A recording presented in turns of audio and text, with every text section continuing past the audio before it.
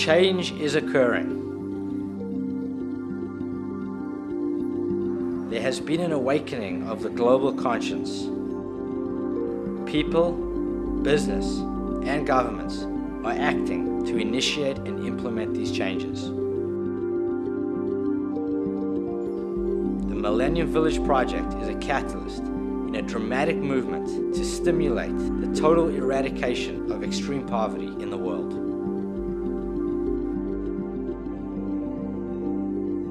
This is the story of one company and its employees who have joined the growing army of global citizens who are working together to make this a reality.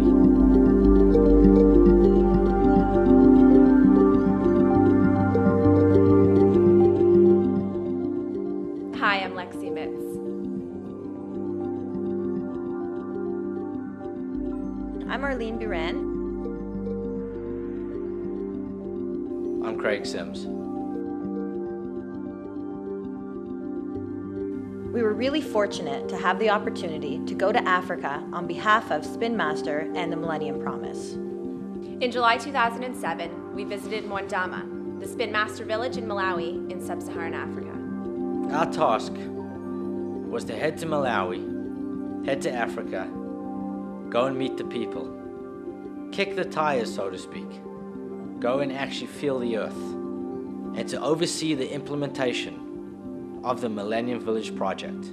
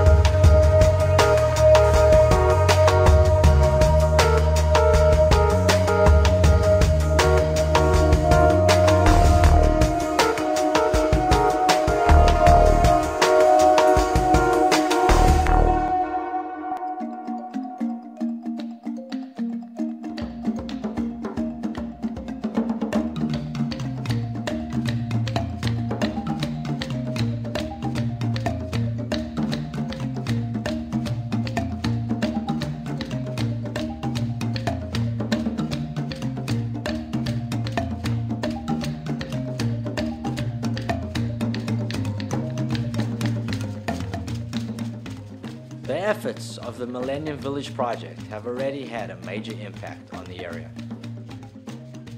At this initial stage, the main effort is focused on 5 main objectives. We're focusing on environmental sustainability, agricultural rehabilitation, local infrastructure, education, and improving healthcare. And can you tell us where we're going now? From now, we are going to visit the village, Mwandama. We're really excited today because we're going to visit Spin Master's village. The village is actually home to about 5,000 people, but will support 35,000 people in surrounding cluster villages. We were driving for miles, and then all of a sudden we saw a village. And these villages are really off the beaten track. The roads in and out of the village need a lot of work. It's dirt roads, lots of jagged rocks, and you're going through mountains and valleys to get to this area. It was so bad that Crispin, who has seen everything in Malawi, was taking pictures to send back to New York. So that's one area that the Millennium Promise is going to be helping. We were really greeted with a lot of laughter and joy. Smiles, busyness, lots of kids running around to greet us, and we really felt like we were there to make a difference. We were told that the children of the village would be so excited when we got there, but we had no idea what this actually meant.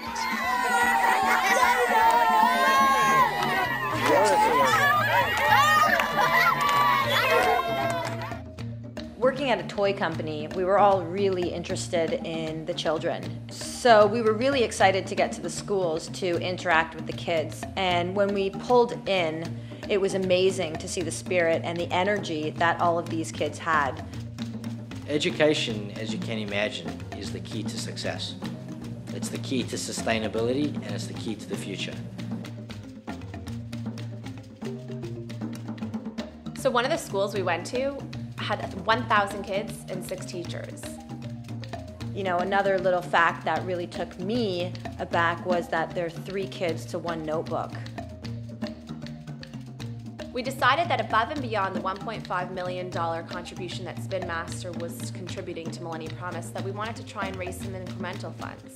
We learned that the budget for our village was $600. If we could just raise $600, we were going to be able to give each child their own notebook. We were able to raise $1,700, and I was proud to be able to present our village with that check. Probably the most significant part of the trip was when I was standing in a primary school with Rabbi, and there were just stones and it was just a shack. The kids, they sit on, and as you can see, they are already protruding. I mean, that's uncomfortable for a 6-7-year-old kid to sit there for 2-3 hours. It's so uncomfortable. So again, you can imagine the kind of education they're getting when they're sharing notebooks, sitting on rocks under trees in 110-degree heat. One of the really exciting things that the Millennium Promise is implementing in education is the school feeding program. And it's really exciting to be able to see these children who are learning better, and the retention rate in schools are a lot higher now because kids are actually going to school and getting fed. A lot of the farmers that came in and bought the land originally, which was many years ago, they bought the best land in Malawi, in our region. And the rest of the people that were living there were left to really fend for themselves, and they were pushed into areas that agricultural were not ideal. Since the village is in such a hilly valley, mountainous region of Malawi, there's a lot of difficulty growing crops. However, through our friends on the ground at the Millennium Project, they have been able to take these undesirable areas of land, transfer skills to the locals, and allow them to create crop-producing areas. So what Millennium Promise is doing is establishing a lot of different techniques in a research village. The Millennium Promise has tested out all the different ways to improve the local economy. What we saw were smiling kids, lots of food, running water, and a small economy in this research village.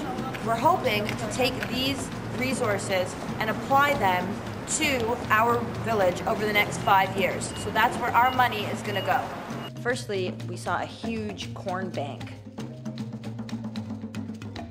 All it really took was 1 bag of pesticide and 1 bag of fertilizer. And we saw crops, we saw grain banks. They were really full, and they were really good to see. And we heard, from the team on the ground that the crop production had increased by about 180% over the last year. So we went to the corn bank, and we couldn't believe that these bags and bags across this entire concrete area were filled with this maize. And these little kids, these 12-year-old kids, were carrying these bags of maize on their head. And I said, gosh, I really wonder what that feels like. I really want to try that. And it was a very hard task. If a child is hungry, nothing else really matters. And that's why we were so pleased to see that the grain banks were getting full, because this is actually working. And once this becomes the norm, so many other problems can be tackled on a full stomach. So that's nsima. This is food.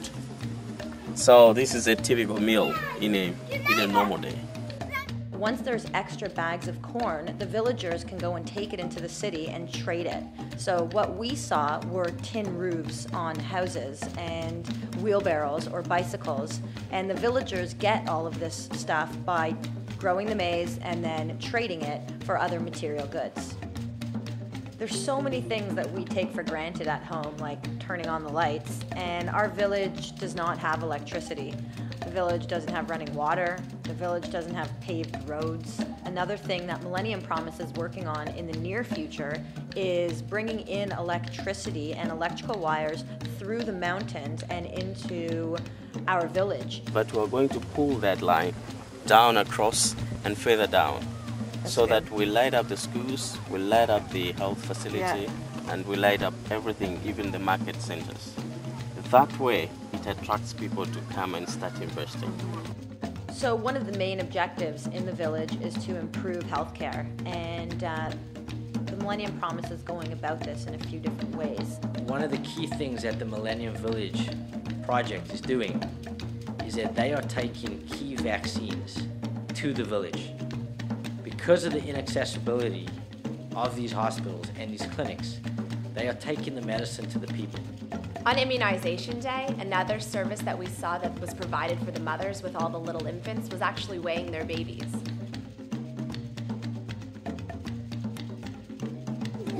The 2 dots shows us that they're slightly underweight.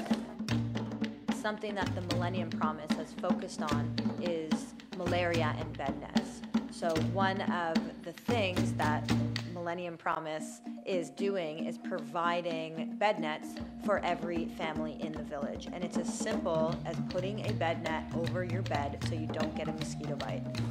Now, this nest basically prevents first the mosquitoes cannot get to the person. Secondly, even if the mosquitoes come closer to the net, they will die. One of the most exciting experiences for me was to be able to sing and dance with the citizens of Wandama. It's unbelievable because it doesn't matter that we don't speak the same language. We still are able to sing, dance, smile, and have so much fun together. That was amazing. Loved the dancing. Dancing was awesome. The best. Friendly people, happy, and they really want to share their lives with us.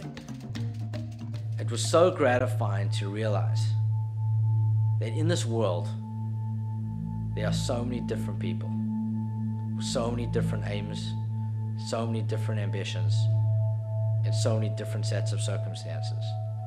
The one thing that ties us all together is hope.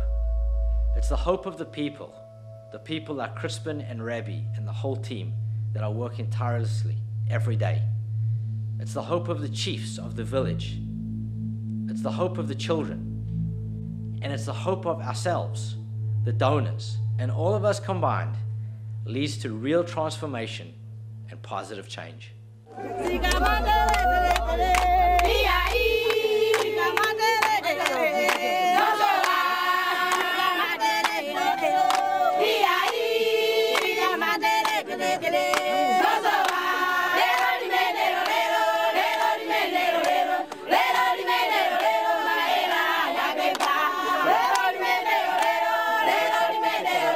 From